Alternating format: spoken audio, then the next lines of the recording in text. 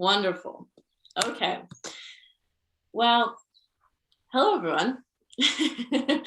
My name is Kalama Kaufman. I'm one of the founders of Radio Silence. And I'm Kaylee Goldin. I'm also one of the founders of Radio Silence. I'm so excited for Palama to show the amazing, but not amazing results of what we worked on, the Women in Radio report.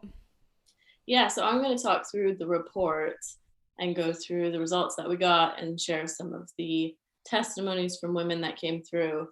And then I'll take any questions you guys have at the end. And Kaylee will also help with the questions, but she's going to come back in a little while because she'll also be hosting the panel with our wonderful guests.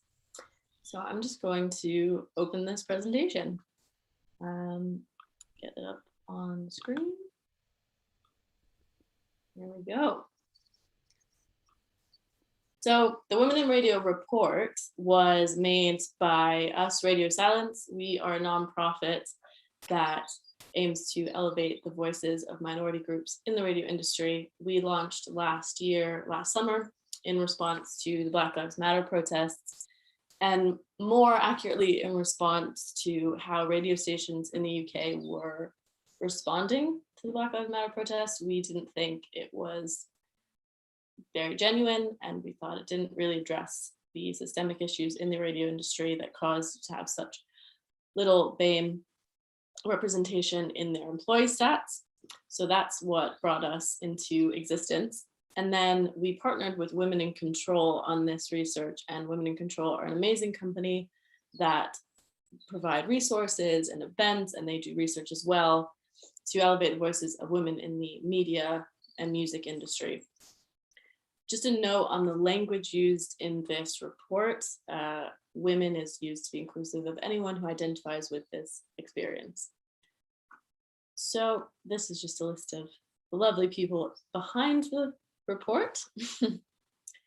Now, the aim of the report was to really holistically understand what barriers exist for women in the industry and to get firsthand accounts of everyone's experience and give people a platform to share what they've lived through, and that to inform some practices and some better hiring policies that we would then suggest to companies and stations, which I will come back to in the end of the presentation.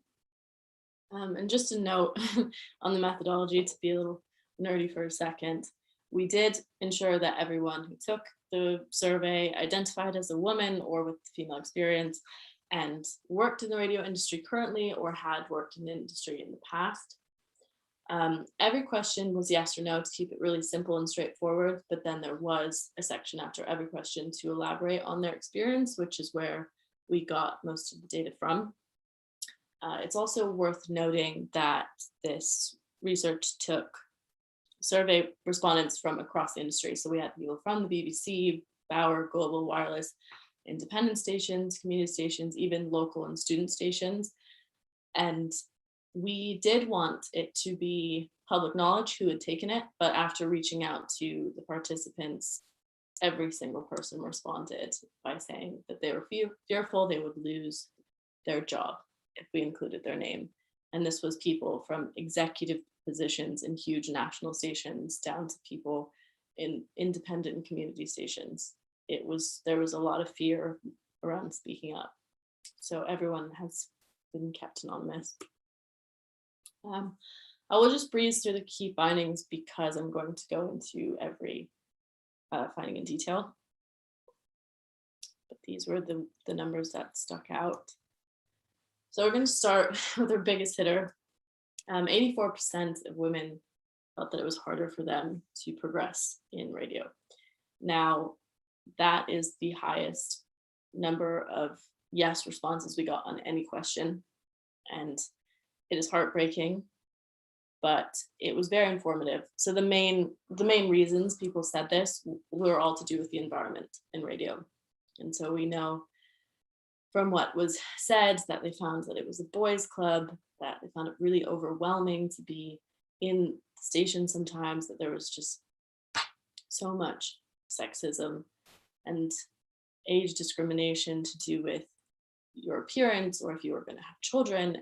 just a lot of microaggressions that made women feel like their contributions weren't valued as much, their time wasn't valued as much, that they would end up being overlooked for jobs, and men would be promoted over them because of all the barriers that existed.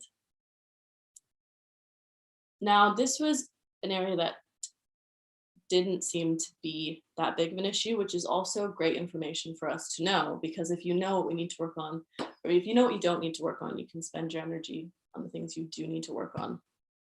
So there was 27% of women who said they did feel they were hired to fulfill a diversity quota, but most actually said that they found being a woman was helpful and it was an advantage in the application process because stations are making strides to be more inclusive and to create positions and programs that are targeted at women.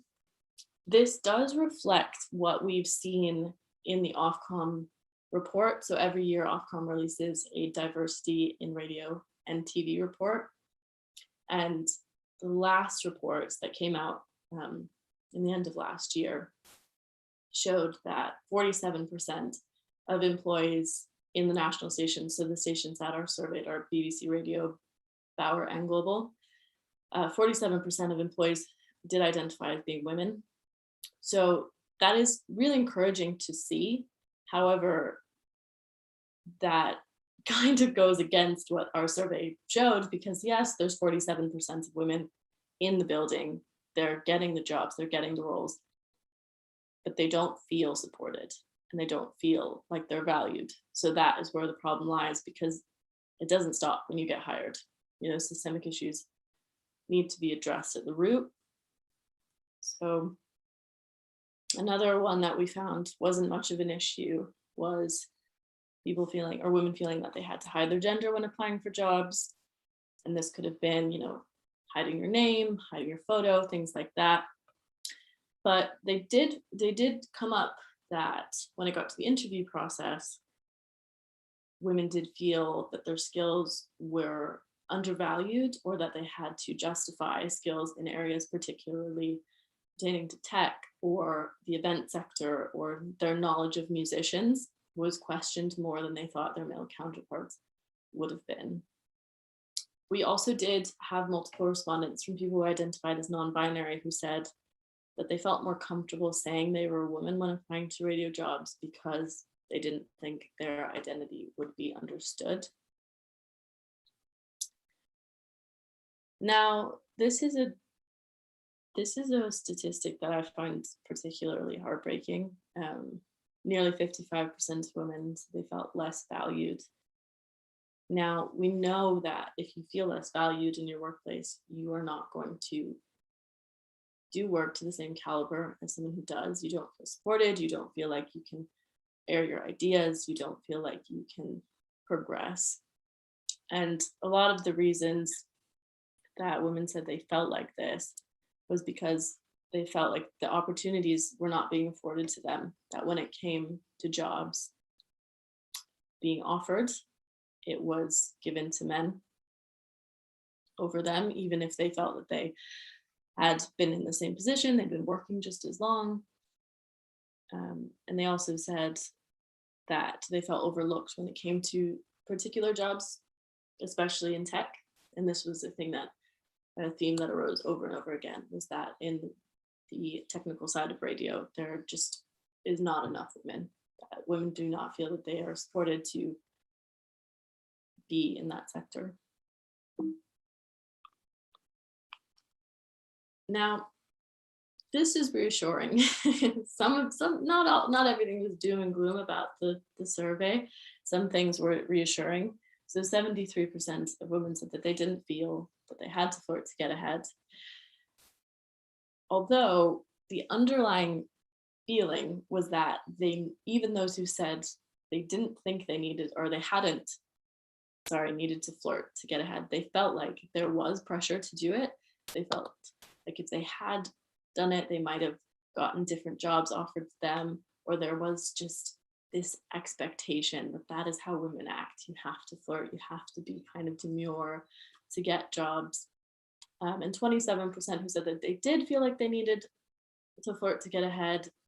They said that they did it because they were afraid there would be negative repercussions. Like people would call them rude, or people would say that they were just a stick in the mud, and things that can affect how people view you in your workplace, which all adds to the environment that is perpetrated by these things. And other people said that they did it to get better paid jobs and to progress better. So 70% of women said that they felt their appearance had an effect on their job opportunities. Now, the way we phrased this was deliberate because not all, not every effect was negative or positive, but your appearance should not affect your job at all. Some positives that people took away were if they felt they were perceived to be more attractive by men, that they were given more jobs, they felt like they were more approachable, they felt like opportunities were afforded to them more. And then women who felt like they weren't perceived to be as attractive, and this overwhelmingly came from women who felt that their weight was not what men found ideal, or in most cases, it was women of color who said that they felt like they were just perceived to be unattractive, which meant that they had less opportunities given to them. There was also an undercurrent of age, young women feeling like they weren't taken seriously, and older women feeling like opportunities were not given to them because they were not seen as desirable. And this is something that did affect people in front-facing positions more, especially presenters. There was comments saying that they felt there was only a specific age that they were desirable as a presenter, especially now that radio is still visualized and you have to translate well in social media and in digital content as well. Have you experienced indirect or direct sexist comments about your physical appearance? Now, some of these were completely heartbreaking. There was women who said that they've been told that they should lose weight by their bosses, that they had constant comments about what they were wearing. If they were wearing too many clothes, people would say things. If they weren't wearing enough clothes, people would say things. They would get questions about their sex life. Some women said that they were questions about their sex life live on air without any knowledge that they were going to ask those questions. Women who have certain physical appearance said that they've just received comments about their bust in particular. And a lot of women did say that they felt uncomfortable in situations where it was supposedly passed off as a joke or as banter, and they didn't know if they could address what was being said about them, but that it made them feel uncomfortable. And then sexist comments about the career progression, 41% of women said yes.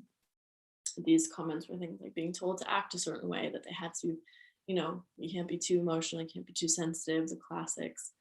A big theme that came up again was with motherhood, that multiple women were told directly that they would lose their job if they decided to have a child.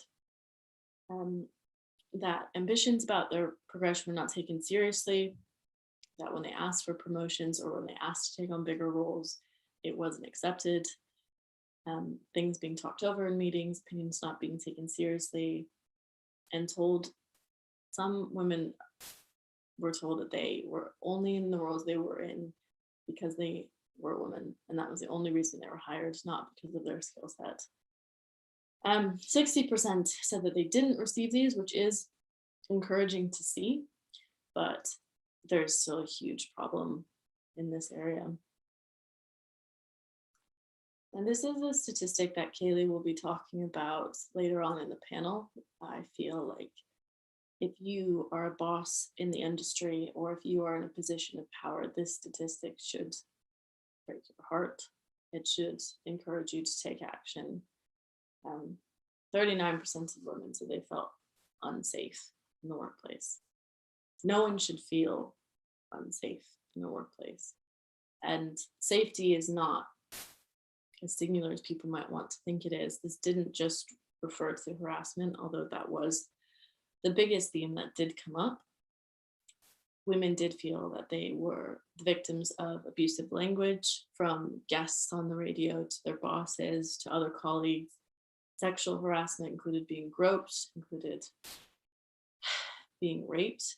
There was a woman who tried to report a rape and she was not supported in that, and the person who she reported against was never fired. Inappropriate comments about your appearance that we covered before, or their behavior towards women, these are all things that make someone feel unsafe. Another interesting point is that women of color said the lack of diversity within the stations made them feel unsafe because they didn't feel like they had a community, they didn't feel like they had support. And then there was comments about a new type of safety that is rising because of visualization in radio of women feeling like they weren't being protected in the digital space by their bosses, that steps were not being taken to protect them against, comments online or people attacking them through social media. There was even someone who reported that they were, a victim of a stalker and their station did nothing to help them. But I think if anything's taken away from this report is that we need to start here because this leaks into every other area. Now, do you feel that child rearing has had a negative impact on your career? Was a overwhelmingly yes, and not just directly to this question, but to multiple questions in the reports. Women who want children or have had children said that this was something that affected their entire career, that they were terrified that they would lose their job or that they would not even be given the job in the first place if they made it clear that they were interested in having children. And they felt like the environment did not support that. They wanted to have a career and have children at the same time, but there was no understanding around the schedules or the support that they needed in order to do both. And we had multiple women who were told that they would lose their job, that their bosses told them if they decided to have children, that would be the end of their career. So one of the points in our pledge, which I'll get to at the end, directly addresses this and aims to support women who want to have children and have a career at the same time. Now, this was the last question in the survey. We were just trying to get a better understanding of how women felt about the representation that exists within these different areas. It speaks for itself. I mean, entertainment, music, radio is the lowest, but that's still, 78%, or women thought that 78% of women thought there wasn't enough representation in entertainment, music, radio, sports radio. Nearly 100% of women said there was not enough representation, and in talk radio, only 8% of women said there was enough representation. So this is not holistic. Obviously, there are other sectors of the radio industry, but it shows that across most of the different areas, there's not enough representation in the front face. Now, I want to share some of the testimonies that were shared with us that we didn't include in the report we released. We had 1,000 statements in the report, and so we couldn't share everything. But this was in response to asking why I thought women couldn't progress as well. And this woman said that she felt like her bosses preferred her in a role. Correct myself. She was explicitly told that her male bosses preferred her in a role where she was helpful to them. And so that made her feel like she couldn't progress because she wasn't allowed to make decisions for herself. She needed to be in a place where she was of use to her male bosses. This is an interesting statement where this woman says, to me, jobs in radio are limited, especially the higher up you go. Men hold these jobs and they keep them for 10 plus years. They then hand them over to other men. It's a cycle. Now, this speaks to the fact that the infrastructure of the radio industry was built by men for men. it was not built for women. It will not support women until the infrastructure is changed. So Kaylee will be talking in the panel later about how men can be better allies and how they can work to change the system that was built to support them so that it also supports women. I found this statement very interesting. This woman said that at student radio level and entry level, there seems to be a lot of women. Now, I'm only 23. I'm relatively new in my career, and I spent 4 years in student radio. And I would echo this sentiment. Student radio is full of women, powerful women, women who have great ideas. It doesn't translate into the actual industry. So there's some disconnect happening. There is not enough support between those two stages in people's careers. But this woman had hope that it is her belief that the talent is there and ready. It is there and ready, but how do we support them in getting into the buildings and making them progress through the ranks? So I mentioned we were going to give some recommendations. We are. I'm a firm believer in thinking that everyone needs to work on this, although like I mentioned, the infrastructure was made by men and is supported by men. Men are overwhelmingly in positions of power. So although women also need to work on this together, we need the support and the allyship of men. And like I said, there are women in the building, 47% about of employees in the major stations are women. But it is not about getting them in the door anymore. You can't stop there. If you think that your statistic on the Ofcom report is enough, you're adding to the problem, because these women do not feel safe. They do not feel accurately supported. They do not feel like they can progress. And so Radio Silence and Women in Control have put together a pledge, which is a starting point, is by no means an ending point. The biggest thing you can do is speak to the women in your station, is listen to them and believe them and take their opinions about how you can improve. So our pledge is in 4 steps. So the first would be to commit to biannual CQ training, which stands for cultural intelligence training, to help understand how unconscious bias affects women in the workplace. So this is to address the issue of the environment being a boys' club, to help the staff understand what unconscious bias is and how these small acts make women feel undervalued and undersupported. The second step is to publicly release your gender pay gap report. Now, this is already required legally of large companies, but most radio stations do not fall in the bracket of 250 employees. And they should not be able to get away with paying women less just because they don't have to report it legally. The third is to address the problem of women feeling unsafe. So we're asking you publicly release the process of reporting harassment in your company. Now, we don't say sexual harassment here because, as I mentioned, safety falls in many forms. So this is physical harassment, verbal harassment, sexual harassment, and to publicly release it so that other people can hold you to account if these women feel like you are not supporting them, and to ensure that this step includes support resources for the victim, because often the process for reporting is very hollow in that regard, and women end up feeling like they have no support once they've hit the submit button. And the fourth point is to make it clear in all of your contracts what your company's policy is on childbearing and maternity leave. Women should not have to be fearful that if they one day decide to have children, it will put their job on the line. It should be clear from the beginning what they can expect. And all of these things will help your company to holistically protect the women in your workplace. So if you are interested in signing this pledge, it is on our website, radiosilenceproductions.com. It's also on womenincontrol.com. Both of these will take you to a form. Now, it's not an easy thing to sign because we want to ensure that this actually creates change. So if you want to sign it, we will be verifying all these steps. We can help you get to these steps if you need help, but we really encourage that every company that can take these steps.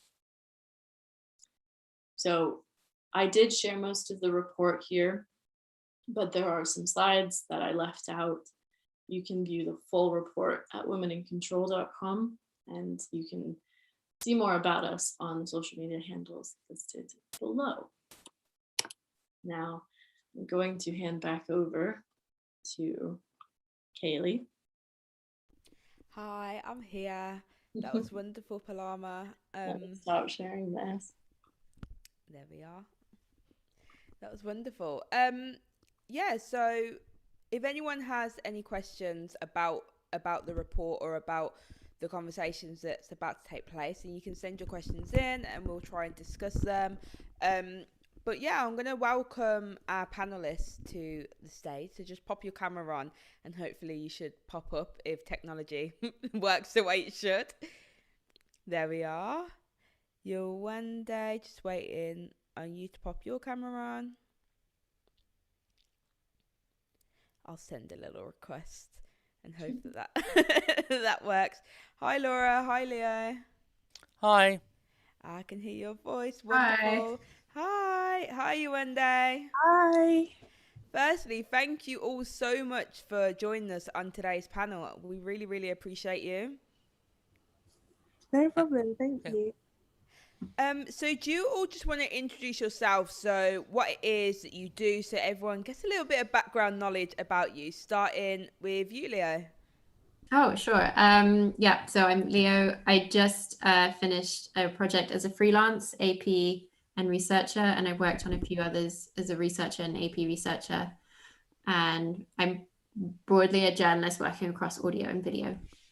Brilliant, thank you. Laura? I am founder of Alphabet Radio, which is a queer radio station, intersectional by approach. I have worked in radio for 15 years now. Dropped out of school to do it. Love it so much. And I have worked at the BBC. I've worked at a few commercial stations. I've done events and branded pop-up radio, festival radio. Produce podcasts and the like, so that's me. Yeah, I'm loving your setup, by the way. It is incredible. Thank you. Yeah, I'm a bit of a geek. I've got quite a lot of equipment. No, it's absolutely banging. Yuende, hi, introduce yourself. Hi, I'm Yuande and I'm currently a PhD English student at Manchester, and I'm also on radio regularly, so I have residencies on 1020 and Rents France, and was previously on NTS and BBC, so that's pretty much what I do. Brilliant. Again, thank you all so much for joining us. So, of course, Palama just went through the report, and what are your initial reactions, starting with you, Laura? I mean, I'm not surprised. It's not surprising that 84% of women feel it's harder to progress their career.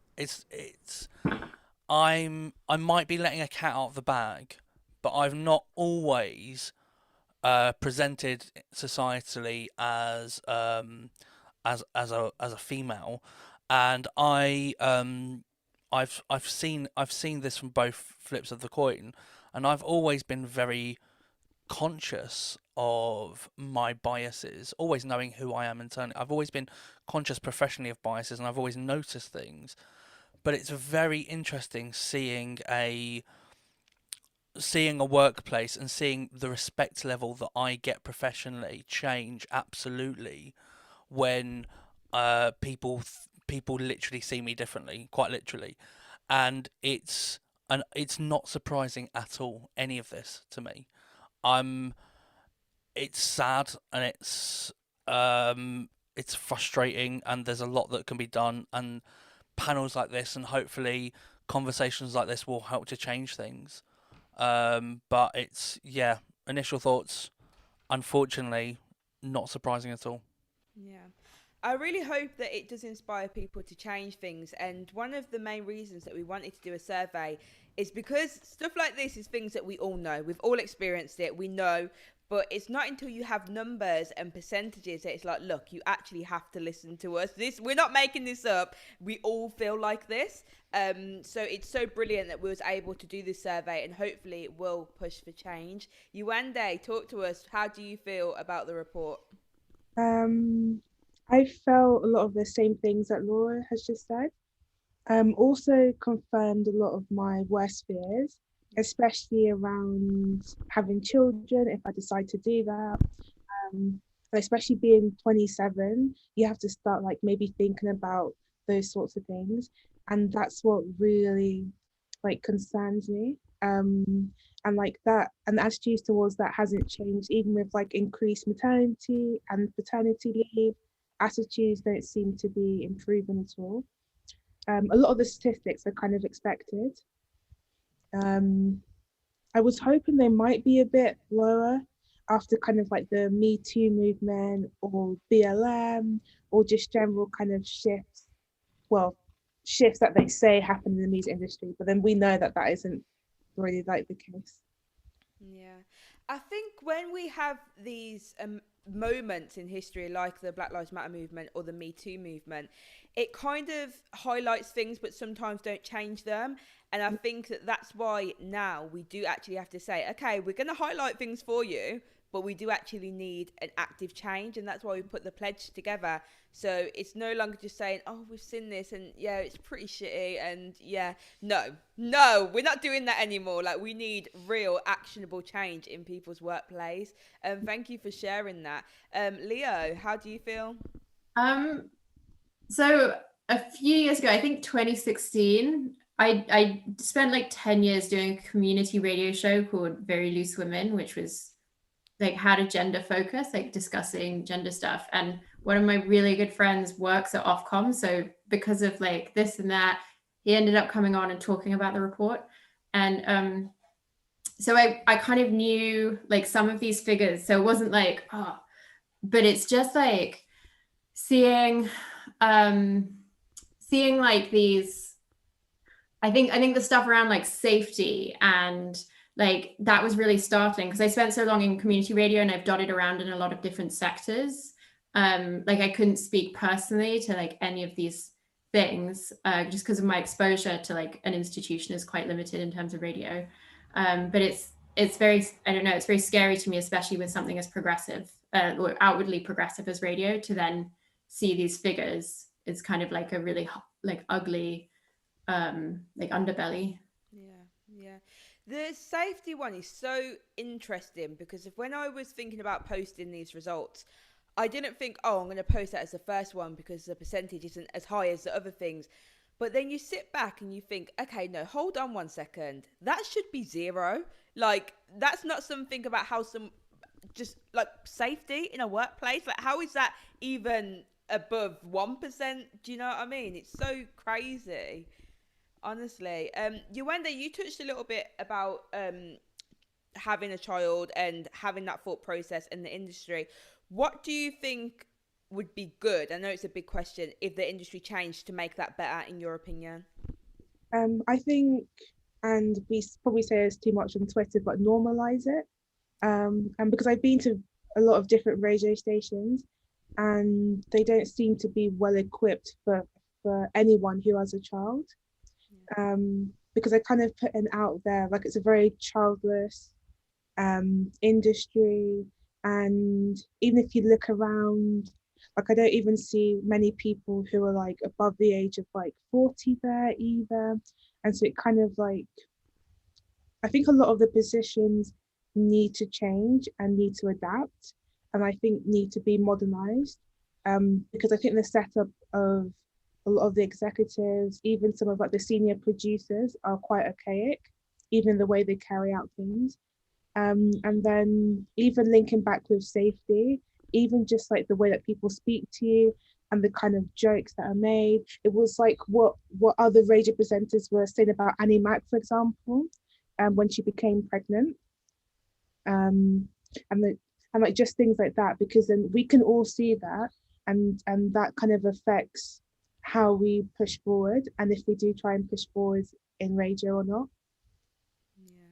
It's just so crazy when you think about it. All it is us having a child. Like it's all Yeah. it's life, it's normal life things. But again, when you put it actually into statistics, you think, oh whoa, actually we do all feel the same. It's not just me that thinks, oh, do I plan? Will this be the end of my career if I take time out?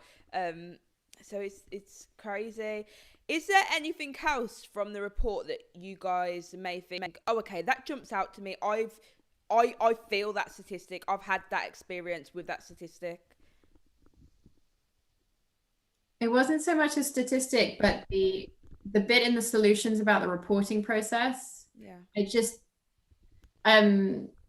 I did some work separate from radio in kind of workplace issues, and I just feel like so much can be done around like reporting processes and specifically anonymity around that. In a small organization, that's going to be really tough, but people need to know going into an organization that they can complain about misogyny, about racism, about homophobia.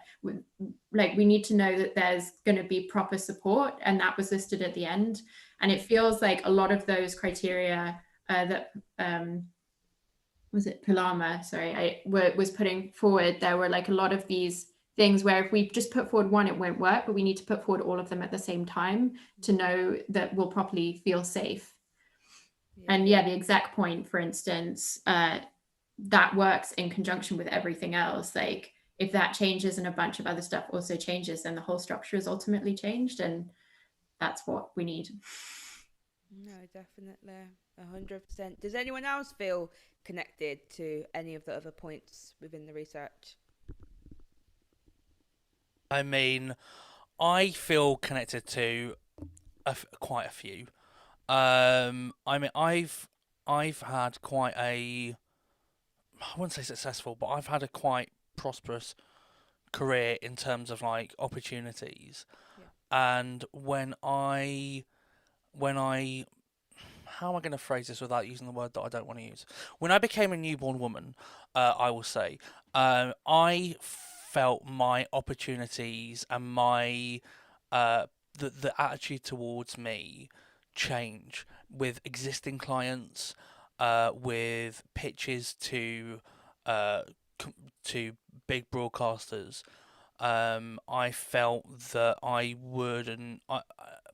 felt that there were touches that, like, people touching in or saying certain things that haven't happened, that would have done before, which is eye opening, especially when you can see both sides of the coin. But I feel the one thing one of the ones that interested me was, have you felt the need to hide or be ambiguous about your gender when applying for radio? And I'm happy it's low. I'm happy that 13% is low. It does, it says it's a kind of it's a multifaceted, that question, and I'd love for it to have gone into more detail, because there are lots of women who don't identify with the gender binary, or a different gender variant of just like straight cis female, but also we know from the studies over the years of people applying for jobs and having like an American or an English sounding name rather than an Arabic sounding name or a foreign sounding name, that they're more likely to get an interview or they're more likely to get a foot in the door. And I'm glad that it's not there, but it does feel that it's still an issue. Yeah. Yeah. Well, as Palama mentioned earlier, a lot of the respondents that did put that they do feel like they need to hide it are people that are non-binary, and they're just concerned. They're too worried to be able to put other, because they don't want to have to explain themselves, especially when you're going for a new job and you're already nervous, and then you feel that pressure of going, oh wait, I have to even explain my gender identity. I understand how it would just feel too much. Oh, completely. It makes sense why people would feel like that. And I'm hoping that as more conversations open up, especially about being non-binary, so many conversations are taking place. So I so hope that the world as a whole, not just the radio industry, moves in the right direction with that. So hopefully. I feel like they would. I've got faith. I've got faith in change. I think it's going to happen. So let's talk a little bit. I know we just touched on it a bit though about the 39% of women have felt unsafe in the workplace. Have any of you felt unsafe while being in the workplace? And it could be extreme, it could be minute, but at all, have you felt unsafe at work? Yeah. There's been like a few different safety issues. A lot of them happen when maybe there's an event at night and like there's alcohol, there's people using drugs and things like that. And then I think people forget that it's a professional environment. Yeah. So people start acting as if they're like just on a big night out, and just very like there's been different things from just like abusive things said, or like sexual harassment, groping, and it's always passed off as like a joke. It's just like a really like fun climate, and that's just what happens. But even sometimes with even like equipment, Yeah. and equipment isn't made safe. Okay. Because I've been on radio stations where there's been like a high turnover, and maybe they haven't like trained people correctly. So there's been like physical safety issues as well. And I think if there was more of like a strict guidance around it across the board, then that wouldn't happen. Because if you put those two things together, it's like going in the daytime and being like unsafe and something might happen. And then at night, again, something might happen. It's just like a really stressful, anxiety-inducing experience. Yeah. It's interesting that you do even mention about equipment, because I didn't even think about that. My head didn't even go there. So that's an interesting part of the conversation. Thank you for opening up about that. From your own experience then, do you feel like the whole idea of people being drunk in the studio and treating it as like, oh yeah, let's catch a vibe, let's enjoy ourselves, do you think that's more on a local community level station or within the big stations as well, or both? I think both, but there are things you can do for it to be safe.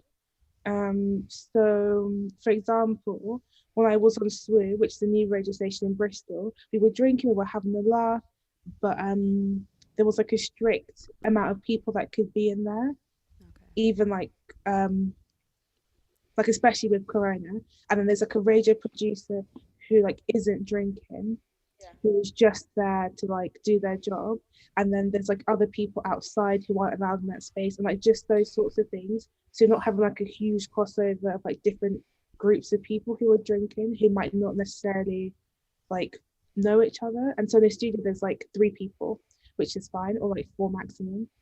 Rather, I've been to other community or like underground dance music stations, and there's been like literally like maybe 50 people, everyone's drinking loads, and like you don't even know everyone who's there. So if something happens, you don't even know to be like, oh, it was this person, because they're not keeping track, they're not keeping like a log. Oh wow, that's like they don't even have like a visitor book or anything like that. No, because like one person would just let someone in, if that makes sense, and so they might arrive like 10 at a time, but then when you do a show you have to log in. Yeah. This was like at a station that's closed down in London now. Oh. Yeah. Oh, It took me a while to clock on. It took me quite long, and I even worked there and I still didn't clock on. Oh, okay, yeah. I think that situation, we're not going to talk about it in detail, but that situation as a whole did open up for a short amount of time about safety, especially within community and online radio. Sometimes when we have these discussions, we do just think straight away, oh yeah, BBC, commercial, like Bauer, Global. But there is a lot that does need to be done as well at the smaller stations as well. So I do hope that more station managers of the community stations are willing to come to talks like this and get involved. Thank you so much for opening up and speaking about your experiences. Leo, Laura, do either of you have a scenario or anything that you look back and you think, actually, I didn't feel safe then? I mean, if I can jump in there, if you don't mind. I mean, that whole story, it took me a while to clock, but I clocked it as well. But also it really resonated with me because I used to work in festival radio, setting up radio stations on a festival site a week before, and then being on site for the whole festival. And actually, the amount of drinking, the amount of drug taking, the amount of you'll just have acts come in that are on the stage that will come in and do a show, or you'll have people that are trying to bring in cool people to just do a show, and there are no checks. There is no kind of HR. It's very up in the air. There are no processes on who's in the compound, who is in our building, who's on site that we know that is a responsible human being at the moment who is looking after people, and making sure that everything is above board. And like, I'm shocked about their story about people drinking while on air and getting a vibe, because when I do something, I try to make sure no one's drinking and like be like, there's not a chance, because it's just very like you want people to be really in control of their facilities when they're on air and to know what they're saying, but also fake the vibe. It's radio, no one's going to see it. But it's theatre of the mind, all that stuff. But I can't believe I said that. I hate myself. I really hate myself for saying it. But and I've been, obviously not in the last couple of years, but I've been onto festival sites in the last few years where I've observed festival radio, which still has this very chaotic feel. And I've been to community radio stations that have this chaotic feel of, and popular internet radio stations that are still on air that have this chaotic feel. And there will be some of them have have like proper hired members of staff, have studio managers, station managers that keep an eye on it, but to a degree, because don't forget they've only got so little funding that actually you've got one person running a whole radio station, booking everybody, making sure everyone's got promo photos, everything's on Listen Again, everything, making sure it all works for one person. So actually there are times when the studio isn't staffed by a paid member of staff, and having volunteer producers is wonderful for the shows on air, but actually is quite irresponsible and isn't the way to safeguard people in those environments, including the voluntary producers. And there does need to be a thought, and hopefully this mixed with Black Lives Matter, mixed with Me Too, these conversations start to really push people to think, even if we're a small operation, how do we put simple processes into place? How do we not kill everyone's vibe and kill everyone's energy for what they love to do, but put simple checks in place to say, actually, we want this to be a safe space for people to broadcast in. And I know, like, media conversation, oh, safe space, oh, you're whatever, you snowflake, whatever, blah blah. But actually, it's very important, because the figures are there. It's very important for these things to happen. No, definitely. And at the end of the day, you are there to do a job. Do you know what I mean? And I know we say vibe, and I am the vibe queen. Like, I really am. But with that said, like, I want to feel safe. I want everyone to get home safe. And I just want to make brilliant radio, because that vibe you're feeling, if it's a complete mess on air, then what you're aiming to do, which is entertain the listeners, they ain't entertained because they don't even understand what you're saying. Do you know what I mean? So, yeah, I think it's a very interesting point about festival radio stations, because again, that's something that my mind didn't even think about. And I've done a festival radio station, but I was literally like 16, so I was definitely safeguarded. I would like go home.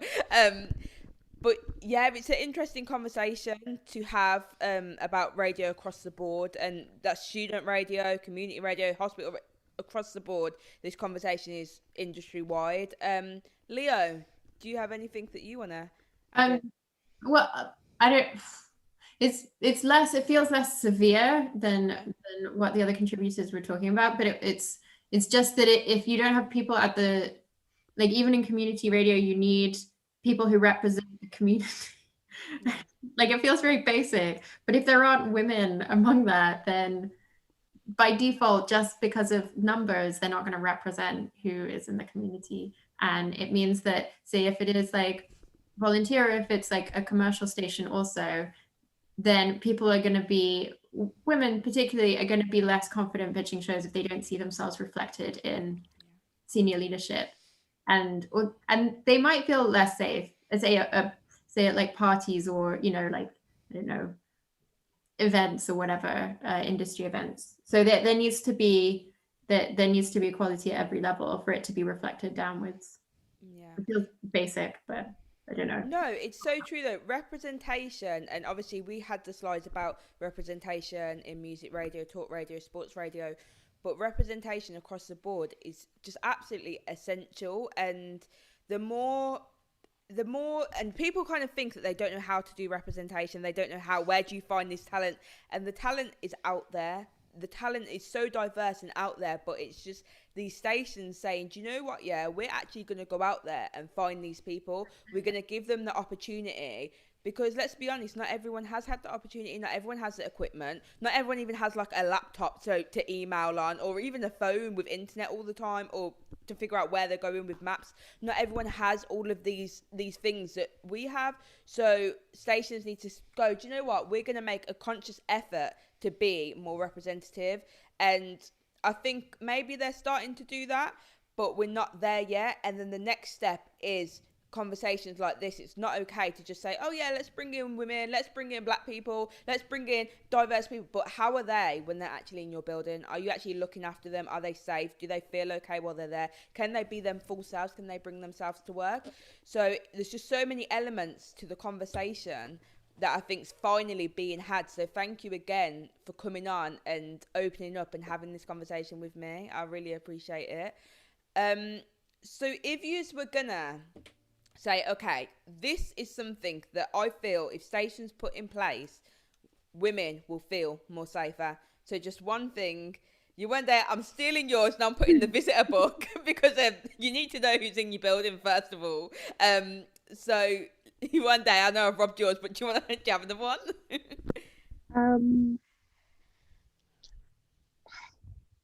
I feel like I'm still in Laura's now, but to have a full-time person. Because like now in my head I'm just like, yeah, if there's someone who's dedicated to actually just oversee things, maybe not be completely responsible for like things you were saying about like promo or like making sure like the different presenters are in, but someone who's actually just there, like not drinking, and whose job is just to make sure that everything is okay. Definitely. Laura? I think like it might take a bit of effort, but it's quite, once you've done the effort, it's quite easy. And if there's any people that run radio stations or run projects, don't be scared when I say this. Onboard training. Just some clear onboarding for everybody. And it isn't just, oh, this is how you use a fader, this is how you use the decks. Great, you've got an hour. Bye. It isn't just that. It's kind of saying, look, these are our principles. These are our values as a station, not only to broadcast and the content we want, but how we treat our people, how we treat each other in the building, how we use the space. And there will be a bit of that with COVID, and as stuff starts to unlock April 12th and onwards, there'll be a bit of that, but there should be more. There should be not full in-depth like sensitivity training, although that might be helpful. Not full on, but like talking like a page in like a document about intersectionality and what it is, and then saying how our approach is. So when you come into the building, we're going to ask you to sign our new guest book, blah blah blah, and that's because of this, and then we're going to ask you to do that, and these are the steps we want you to take while you're in our building to make sure everybody feels valued, and etc etc. And I feel like it feels like quite a lot of work, and it might be initially, but once you've got it, it's a really easy resource to get everybody that's on air to come onto. And you can even go a secondary school as saying, we want you to sign a social contract with us. Not illegally, but just sign your name on something that says, if you want to come on air, you're gonna really take us seriously with this, because we want you to have the best show. We want everybody to be on their best form. We want everybody to have the best vibe while they're on air, and that's to be in the best place they can be. Yeah, and it is quite simple. Like when you're literally saying it is a document, I don't feel like that's that complicated to do. Do you know what I mean? It's just a case of taking a day out of your schedule and just saying, okay, no, we're going to focus on this. And it is as simple as breaking it down. So thank you so much for sharing that. If you run a station or you're quite high up and you're watching this, then you know what to do. Leo, do you have your suggestion? Yeah, for me, it's still that scenario where you get in the building. I think it's important to be told everything that's already been said. And on top of that, I want to know that if something bad happens to me and I report it anonymously or I report it, that will be followed up on and that there will be consequences for that person. And it feels so ultra basic. And like sometimes those things are even illegal, but sometimes they're just not followed up on. And I want some kind of guarantee that that is going to happen. And that is possibly a scenario where some of the women who said that they feel unsafe will then feel safe. Oh, 100%. And I think from my own experience, I think a big problem is not having that conversation and you just don't know who to go to. You just don't know where you go, and especially because there's so many different levels to things. There's like microaggressions and then there's big incidents and there's so many different areas.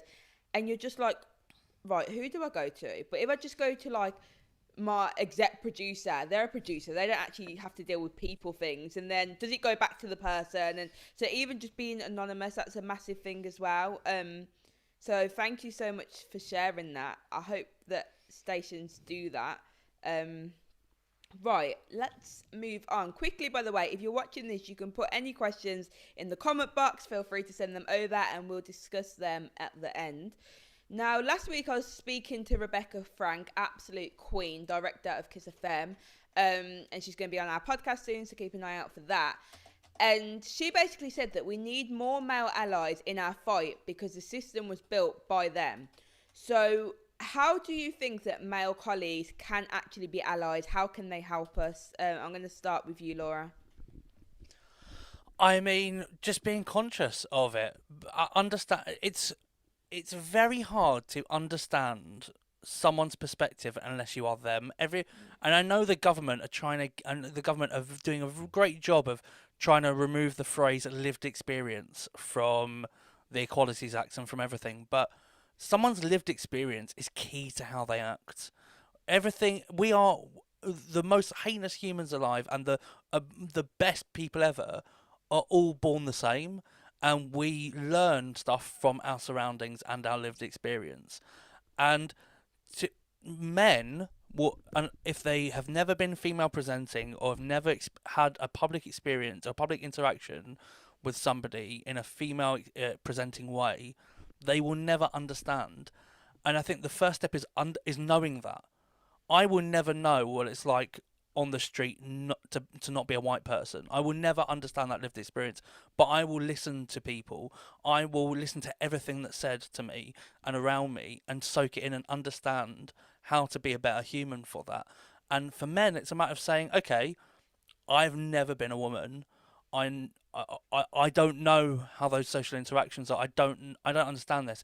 If someone's telling me something, I don't relate to it, and that's okay. Yeah. And I think that's the real thing, is like, the human condition is that we are the hero of our own story. So if I steal some food from the supermarket, it's because I'm hungry and I desperately needed it, and I'm a good person at heart. If someone else steals the same food from the supermarket, they're a thief and a criminal. And it's like, it's this thing of, you are the hero of your own story anywhere.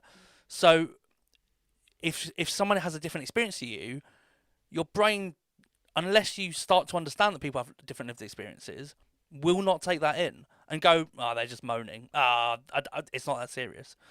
And starting to understand that lived experiences are real, and to listen to people, and to not only listen, but take a concerted effort to look at people's comfort levels, people's body behaviours. If you think something was a bit funny, check in with your female colleague. Say, are you all right? Is everything all right? You could even just casually check in, and like be a better ally to women. That way, I feel like is the basic, and there are obviously lots more that can be done, but that's like the basic entry level Like 101, you're not a self-serving human being. That's entry level. Yeah. And it's so true what you said, just listen. And I know people think, yeah, that listening's easy. And it's actually hard to listen correctly. You actually have to listen, and you're not listening to respond. You're actually listening because you want to take things in. And once more people learn to do that when they are doing what you're saying, so talk to them and listening to people, then you'll actually be able to make change on what people are saying they're upset with. So that is brilliant advice. Leo? It's hard to know because like these questions are always hard because I'm maybe not the best person to be saying what other people should be doing. But it's like, I don't know, I'm just thinking of like a few occasions where, say, I've behaved in a way and then someone, like a man, has said, oh no, like either you're putting yourself forward too much, not in those direct terms, or like, I don't know, just like pipe down a bit, that kind of attitude. It's nothing major. And like you said, like, you know, microaggressions are what they are. They're like named that way because, but it's just like, the one, don't do that. I mean, I feel a bit easier said than done, but two, like, there's always this suspicion when those things happen where like, am I being like overly conscious of this? Is it all in my head? Like, is it a real thing? Like, there's always that question where like, it's just like, am I playing it up myself and this actually isn't a big deal? So I don't really have a solution to that other than like, can people start treating everyone the same or fairly, but then also see systemic oppression as systemic oppression? Like, I know it's like two things that are hard to coincide with each other, but like one thing adds up to another in one case, and some people get more of that thing. Like, just stop doing that. Microaggressions are just so irritating and difficult and horrible. And I think as we've had more movements, you actually start to sit back and go, oh wait, them little things that people have been saying to me, they're not actually right, they're not okay. And I want more people to be conscious of microaggressions, because again, you seem to think, oh, okay, I'm not racist, I'm not homophobic, like I'm not anti-women, I'm not anti-trans. Like, people think that they're not just because they haven't done something extreme.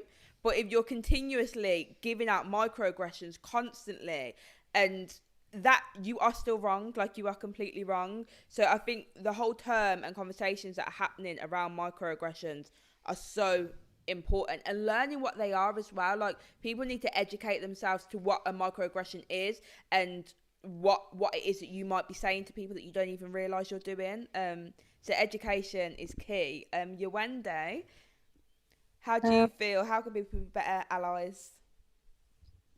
Is this for men in general or people? I guess why would I say it's for both? I think it's taken up space. Because especially straight cis men, especially white straight cis men, will just get given opportunities, or they're just like the default person for pretty much everything in the world. And I think it's just saying no and being like, oh no, this person actually has more experience than me, or this person will be better suited. Kind of taking a step back and not always wanting to be at the forefront. I think that's pretty much it. And for people to attend more things like this as well, so they can actually hear a wide range of experiences and actually like have the time to kind of sit back. Because I do think that with a lot of company mandated things, people might be quite resistant to it because it feels like it's being forced. But when you have a kind of setup like this, I think people be more receptive to change. Yeah. It's an interesting point about stepping back, and you have to be someone with very good willpower to be able to actually do that. So if someone can do that, that is brilliant, and I hope to see more of that. Thank you. Laura, I know you wanted to chime back in. Yes, I DM'd you because I was like, I really need to say something. After Leo was talking, I was like, oh, there's something that really popped into my head, and it's something I've been thinking about for a few days, thinking about this panel, which is the position of women on air is very reflective of society, but is very specific to radio, and especially commercial radio, is that women always play the sidekick. Women are always second in the billing. They're always the I want to say yes man, but they're always the yes person to the presenter. They're always you're so funny. Oh my god, that's hilarious. Should we get onto the news now? Kind of thing. It's always the strongest, the biggest thing that I would like to see in radio, and not talking about like the entry level to allyship is like understand people. The top level is program directors and station managers saying, okay, let's really rethink exactly how women are positioned within radio. Let's think about how women are secondary talent to a lot of men. And I'm looking at you, Heart Radio, specifically, but lots of stations, not just global, lots of stations, commercial, I would argue some BBC shows as well, where women are they're the help getting you to the punchline person. And actually, let's look at the billing of those women. Let's look it's as simple as let's look at reversing the names and the billing of the show. Because I know on Heart it's always the man first. There's a big running joke that on Breakfast there's always a man and a woman, and the man's name always comes first, apart from one of the local Heart breakfasts. And like, it's why? Yeah. Why is this? Examine why. Think about what led you to make that decision. Why did you think this was acceptable to put women secondary in all of these cases? And then change it. Yeah. It's so true, especially in breakfast shows. That's where it's so predominant. And it's like, so I'm a producer for the Magic Breakfast Show, and obviously we have Harriet Scott and Ronan Keating. Ronan's not a presenter, obviously, like, well, he is, but he comes from a pop star background. And even just the power of Harriet being able to run the desk herself, and her not being able to do that before when she's been co-hosting with a male, even just that power of her saying, do you know what?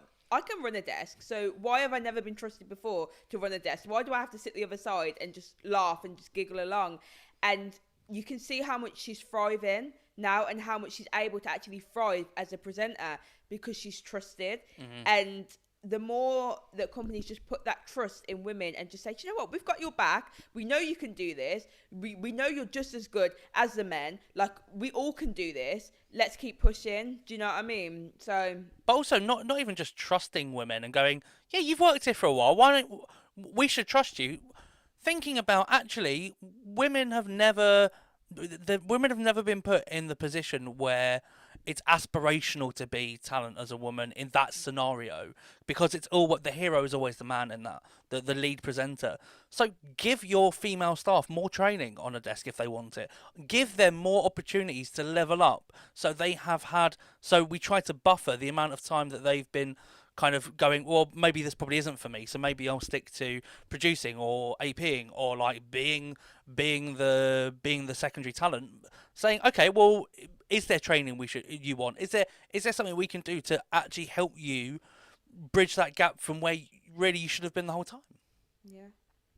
yeah, no, 100%. Leo, did you want to? Yeah, it was just that reminded me of the 2016 Ofcom stats were around voices on the radio, like voices that were heard on the radio, and that I can't remember the exact numbers, but I know that if it was a team of people, then you would get women, but if it was a single presenter, that's when the women just vanished. And so you would have like duos and trios. And so it's really interesting then to know that in those duos where women were already a tiny percentage, the women were also not speaking. But I think that there's something like, just to, cut radio some slack, is that like the whole of society is misogynistic. And so having a higher like tone of voice is seen as like less, I don't know, soothing or whatever, or authoritative. And women, on average, it's the very, like, this is like very, very broad terms, have in those ways less appealing voices. I feel like I'm phrasing this wrong, but there's something that, or like in the socialization of women, like there are all I'm saying is there are wider structures that push women into these roles that they don't deserve. And I don't know how we can change that. I don't have a solution. Yeah. Just having these conversations though are part of the solution, and you can only fix problems that you're actually aware of. So again, you even just highlighting that is part of fixing the problem. So thank you. Hi, Palama. Hi. I'm connected on my phone now because it's having some Wi-Fi issues, so I do apologize if this does not go well. I just wanted to respond to that and also butt in because I'll be back in now. That there is a way to change it. And the funny thing is, like, we say, oh, I don't know how to change it, or like I don't know what to do. But I think that's a thing women say, in my experience, a lot more than men. They say, like, I don't know how to change this. It's because you don't have the power to change it. You know exactly how to change it. We've been saying exactly how to change it. We tell you how to change it. We give you the tips. We can't actually do it because we don't have the power to do it. And they're different things. So I think all the men in positions of power, like, how do we change this? Women have been telling you how to change it for years. They just haven't been able to do it because we can't do it. So you just have to listen. And I think more companies are willing to listen, or they pretend to be willing to listen, which is good enough at this point. And that's how we're going to change it. And this report was made by 6 women who know what they're talking about and who are saying, like, this is what you do. So now we just need someone to listen. Yes. Oh, I could listen to you all day, Palama. I really could. I'll keep you on the screen because feel free to chime in. Before we get to audience questions, I just want to ask each of you, what advice would you give to any young women that are trying to get into radio or are in radio and they want to progress, but obviously they're struggling because of the infrastructure and the whole system of radio doesn't help them progress? What advice would you give? Starting with Yuanda. I think go for it. Because especially being non-binary, I don't feel like there's a certain path I need to take or should take. Because there just aren't many people like me. I think that's actually quite freeing. Because I'm just like, okay, yeah, I'll just do whatever because there's no right or wrong. So I think it's just taking that first step as well, and kind of having it in the back of your mind that it might be difficult at some times, and it probably will. But there's other people going through the same things you're going through, and there's people working towards a better future where you won't kind of come across the same hurdles again and again. Yeah, thank you so much, and I can't wait to just watch your free journey. You're going to absolutely flourish as you already are. Leo? I would say, like, things that I did wrong at the beginning when I was starting out. I spent a long time in community radio, and I would say that's not the best way to get to jobs. But I would say a good way is, there are a lot of call outs now, and this is anecdotal, but particularly from people who I identify as women on Twitter or something, saying, DM me if you have questions, or even if people aren't saying that, then just give it a shot. I mean, it can piss people off, so maybe not too much, but but if there are call outs, like, people are prepared to offer help. And then there are charities like Arts Emergency as well, that can provide support in the creative industries. And it's just like that idea of, like, looking for some kind of mentorship very early on is probably one of the stupidest things that I didn't take people up on, because it's extremely helpful. And those people will also have an idea of the challenges. And I think that kind of peer-to-peer support is really important. Yeah. If you have the opportunity to be mentored, or you have the time to mentor someone, honestly, please do, because it's so important. And just having, do you know, like having a big sister in the industry that's there, and you're like, oh, I don't know what I'm doing, I need help, it all feels wrong, and just having that person to lean on. So thank you so much, Leo, for bringing up mentoring as well. Laura? I mean, I'm just going to basically amalgamate the 2 answers that have already been given, but, like, I hate all sport, but I'm gonna use a sport metaphor, which is you miss 100% of the shots you don't take. And if you are worried about doing it, do it.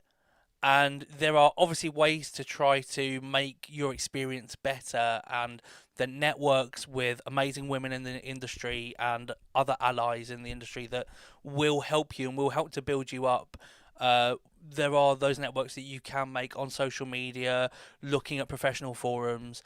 However, if you're not doing it, you're not doing it. And the biggest tip is just to start. If it's even if it's the most simple, I don't know, the simple podcast via the Anchor app or something that doesn't take any skill, to then dipping your toe into editing, dipping your toe into live stuff, trying to find a community radio station, trying to find something that has the technology that you can start to practice stuff on and find what you want to do. There are women and allies in the industry that will want to help.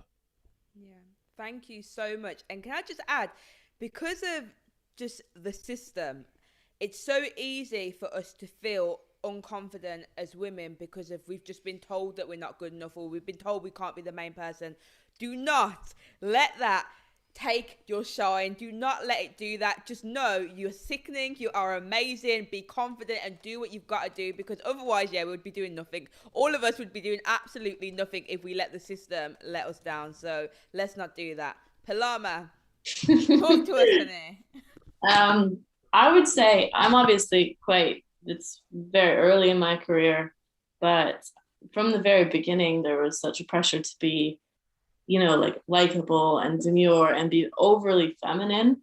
That was the only women I saw doing well in radio were the women who acted like that. But then you start to talk to them away from men, and you start to like talk to these executive producers one-to-one. You're actually really cool. Why don't you act like this around other people? Like, why do you only act like this when it's just women? And it just dawned on me. I was like, because they're scared, because no one around them acts like that. And I was 19. I was like, well, I've got nothing to lose. I don't have a job.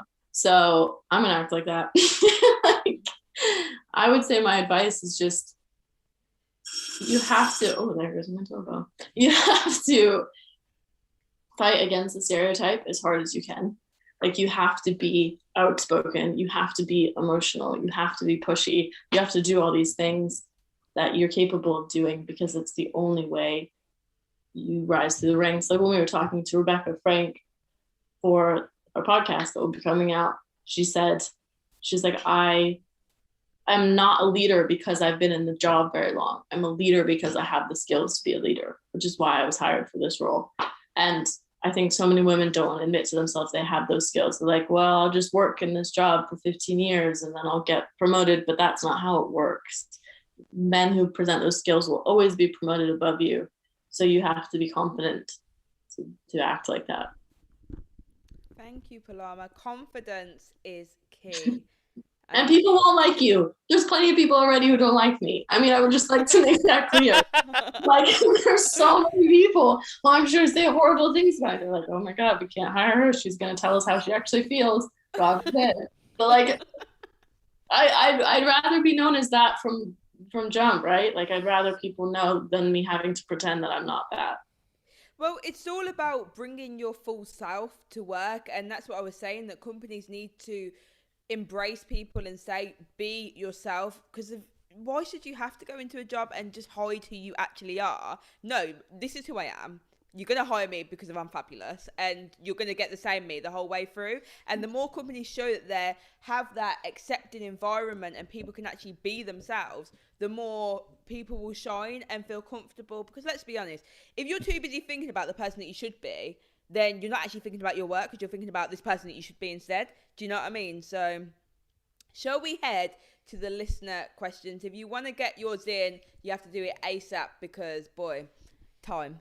Hayley Clark says, totally agree about the onboard training. Does anyone have any specific recommendations on good allyship / intersexuality?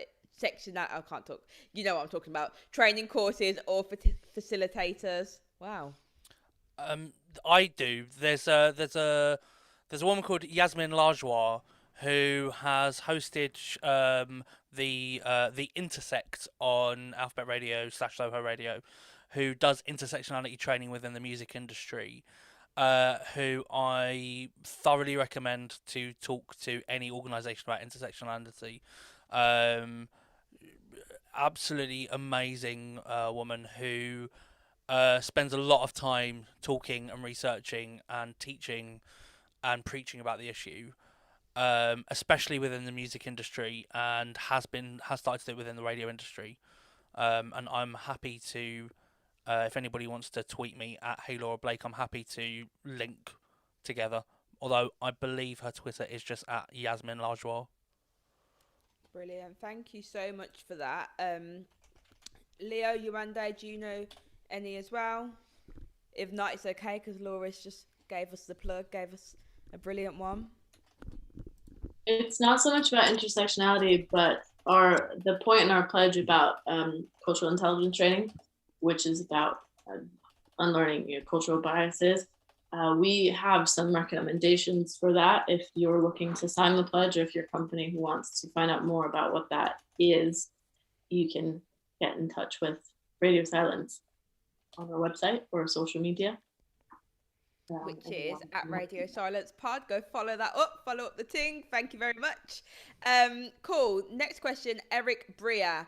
What are your experiences when it comes to the technical aspects, so recording, editing, technicals, etc., as in how women are viewed on that sort of experience and work? Whew, Eric, get ready for it. Does anyone have a particular experience with that? I don't know. I was I think I've always tried to like pitch myself as a techie and not always been believed, possibly because I thought I was more techie than I was or something. I don't know. But I got training in 2011 from Resonance as an engineer. And then I was like, oh, I'm obviously an engineer now because I know how, so I've had this training. And so I always insist on engineering like some of our shows, not all of them, just because it's nicer not to be behind the desk while talking. I honestly don't know how people do that with ease. It's tricky. But then like professionally, I mean, I edited for like 10 years stuff on various like programs like Audacity and then GarageBand, and then now I'm using Reaper. But once it gets to the professional level, I'm always like, oh, I don't know, like maybe you want someone more qualified to do this. And like literally this week, someone said like, no, I know that your skills are sufficient. Like I know that you can do that. And it was a woman. So it's just like, I don't know. I feel like the enemy there is very much me, but also not to, castigate myself too much, because, societal impression on me as well. But yeah, in terms of other people, I don't know. I was never with that engineering training. I don't know whether that's my fault or the system, or, I was never asked to engineer that many other people's shows. And maybe it's because I didn't put myself forward to do it. So I don't know if I had been a man, that would have been the case. You just can't know, because I'm also not a man. So I just don't know. Sorry, that was really long-winded. No, it wasn't at all. Thank you for sharing that, Yewande. I know you're a DJ as well. Shout out to my DJ crew. So how do you find that in terms of the technicals? Because people seem to think girls can't DJ, but I'm sure that I can throw it down. I'm sure you can throw it down. I'm sure everyone that people think can't throw it down can throw it down. So how do you feel about the technicals of that? So at every point, men just assume that I don't know anything. So this happens nearly every set. So I'll be DJing and a man will come over my shoulder, which is the thing I really, really, really hate. Yeah. And then they'll start fiddling with like the EQs and like, don't touch this, don't touch that. And I'm like, but you actually need these to DJ. And because I actually also teach people how to DJ as well, because I run free DJ workshops. So it's kind of like, okay, but I teach people this. Yeah. And then they'll just like, and it's even beyond mansplaining, they just think that you don't know anything. Like, oh, but like the mids take out like the middle of the track. And it's like, yeah, I know what the word the middle means. Like, like it's just it's awful. Yeah, it's so bad. And it's even happened at radio stations where they'll just like insist on doing everything, like every single little thing, that you can't actually start DJing or presenting because you're made to feel so uncomfortable. And it doesn't get any better in like a pre-record situation or a live setting. It's pretty much, I think the worst is probably live, because sound engineer, mostly men, because there are occasions I have had women sound engineers, I don't experience that, which just tells you all you need to know, to be honest. But at those places, it's just like a control and dominance, and like reminding you that you shouldn't really be in that space, and that because you're in that space, you must not know how everything works because people like you aren't usually there. That's like the kind of that's exactly what they're putting out, even without words. And I think if people do kind of have like different training, that needs to be addressed really, because especially like those sorts of really aggressive encounters can't be named through words, and because they can't be named through words, they're not addressed. Yeah. Oh, not the man leaning over your shoulder when Yeah. you're DJing. It is the worst. It is seriously the worst. I can't. Laura, what about you? I mean, it's quite interesting because in, I would say, a previous life, I was like, oh, here's the studio. Yeah, great. You got this for like 4 hours to record. Now it's okay. Come in. So this is a desk. This is how you use it. That's the computer we record on. These are the faders. I don't know if you're gonna. I don't know if you're gonna pre-record, or I don't know how you're gonna do this. But if you want, I'm like, I'll just stop you there. I build radio stations for a living. I literally build the tech. I'm fine, thank you. Thank you. Bye. Bye. Bye now. Bye. Bye. Bye. Bye. I'll have an extra 10 minutes. Thank you. Bye. And I only have that confidence to be that rude, essentially, to somebody that's been rude to me because of the way I have been socialized in my life and the encounters I have.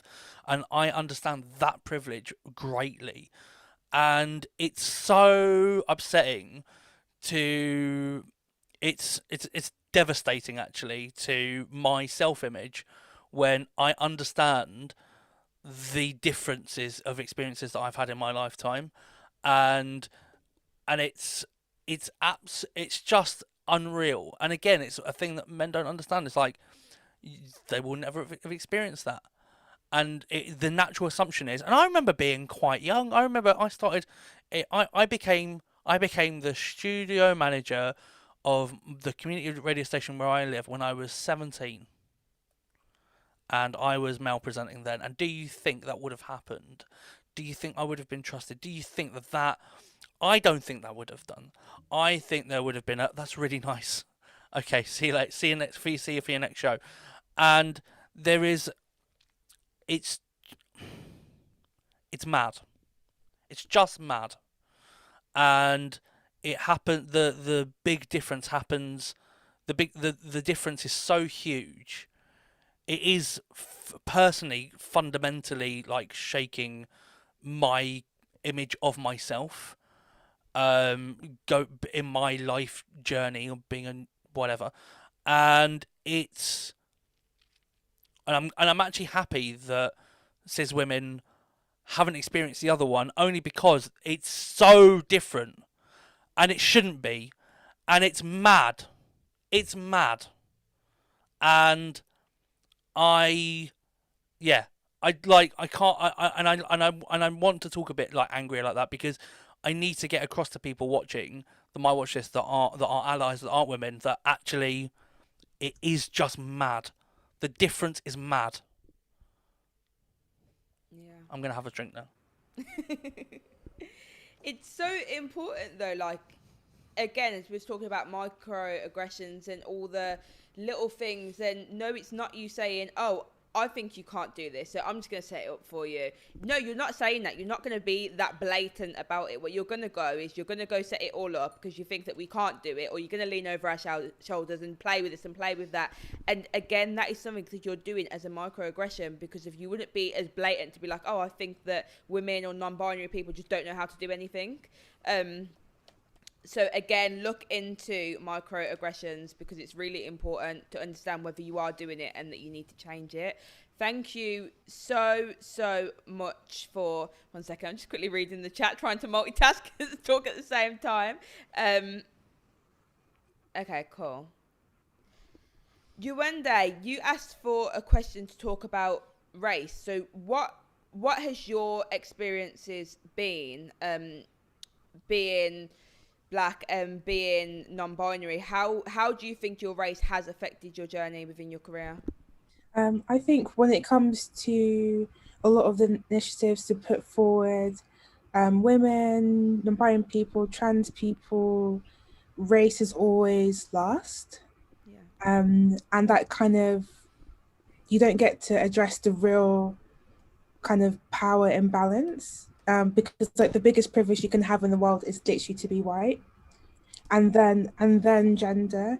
And I think that even though we have all these conversations, nothing's actually done, because it's the same thing. It's the same power dynamic between a white woman and a white man, and people seem to understand it within that context. But when you try and say that it's very similar to a person of color and a white person, people just suddenly don't understand. And then when you try and bring it into kind of like the more gender feminist movements, you're then a lot of the time automatically just kind of dismissed, or it's shut down in like the kind of, we all need to be sisters, sisterhood kind of thing, or like you're being divisive.